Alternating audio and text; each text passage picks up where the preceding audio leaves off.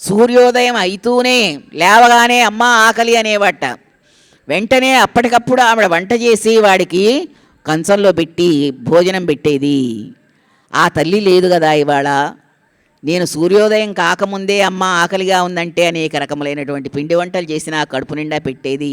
ప్రాణము ప్రాణము తల్లి ఉన్నదే. ప్రాణానికి ప్రాణమైనటువంటి తల్లి ఉందా? ఇంకో విషయము, ఎవ్వరు తల్లి ఉన్నదే హరహర ఎవ్వరింక కడుపారగబెట్టెదరీప్సితాన్నముల్.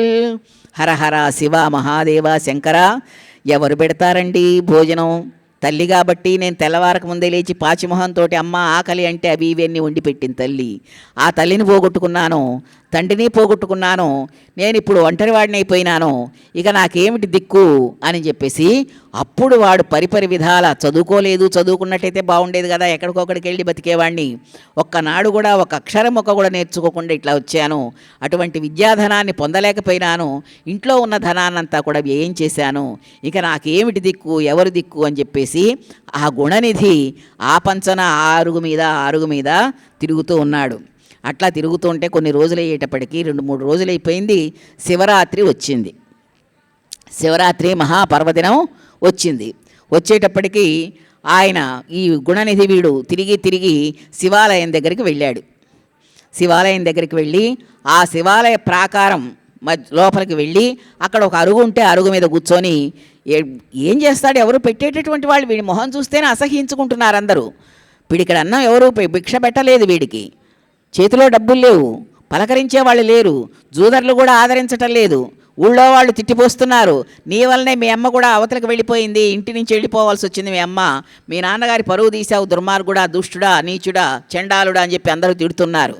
ఇంకా ఎవరండి దిక్కులేని వాళ్ళకి దేవుడే దిక్కు అని చెప్పేసి వచ్చి ఆ శివాలయంలో శివరాత్రి రోజున అక్కడ ఉండేటటువంటి ఒక అరుగు మీద కూర్చొని దుఃఖపడుతూ కూర్చొని పరమేశ్వరుడు చూస్తూ ఉన్నాడు. అక్కడ జరిగేటటువంటి సేవలు సంకీర్తనలు అన్నీ జరుగుతున్నాయి, వాళ్ళని చూస్తూ ఉన్నాడు. ఆ సంకీర్తనలు చేసేటటువంటి వాళ్ళ దగ్గరికి వెళ్ళి కాసేపు కూర్చున్నాడు. ఏదో అక్కడ తిరుగుతూ శివాలయంలోనే ఆ పరిధిలోనే వాడు ప్రవర్తిస్తూ కూర్చుని వెంటనే ఆ సాయంత్రం అయింది. పగలంతా కూడా శివనామస్మరణ జరిగింది. ఆ భజనలన్నీ కూడా ఆ కీర్తనలన్నీ కూడా వీడు చేస్తున్నాడు. ఆ రాత్రి అయింది. చివరికి స్వామివారికి నైవేద్యం పెట్టడానికి అన్ని పళ్ళెరాల్లో పెట్టుకొని తీసుకొని వస్తున్నారు నైవేద్యాలు. అవన్నీ మంచి వాసనలు వస్తూ ఉన్నాయి. చూశాడు, ఆహా అటువంటివి నేను తింటే ఎంత బాగుంటుంది, మా అమ్మ ఉంటే పెట్టేది కదా ఇవన్నీ అనుకున్నాడు. వాళ్ళు ఆ భోజ్యముల వాసనలు చూచి వాని కొరకు శంభుభవన ద్వారంబున కూర్చుండి నృత్యగీతంబుల వినుచు ఆ శివనామస్మరణను వింటూ జాగరణంబు చేసే. ఇక నిద్రపట్టలా వాడికి.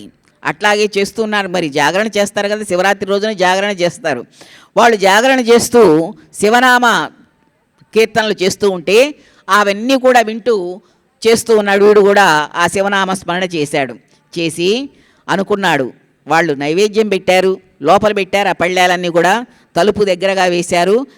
జాగరణ ఉన్నటువంటి వాళ్ళు వీళ్ళు శివనామస్మరణ చేశారు. 12 గంటల వరకు తప్పకుండా జాగరణ చేస్తారు.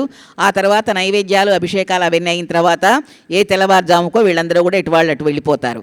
వీడు అప్పటిదాకా జాగరణ చేసి వీళ్ళందరూ వెళ్తున్నారా లేదా అని పరికించి అక్కడే చూస్తూ ఉన్నాడు. ఆ శివనామాన్ని ధ్యానం చేస్తూనే ఉన్నాడు, వింటూ ఉన్నాడు. అదే శ్రవణం చేశాడు. మనకు ఇష్టం ఉన్నా లేకపోయినా కానీ ఎవరైనా చేసేటప్పుడు మనం వింటే చాలండి శ్రవణ భక్తి.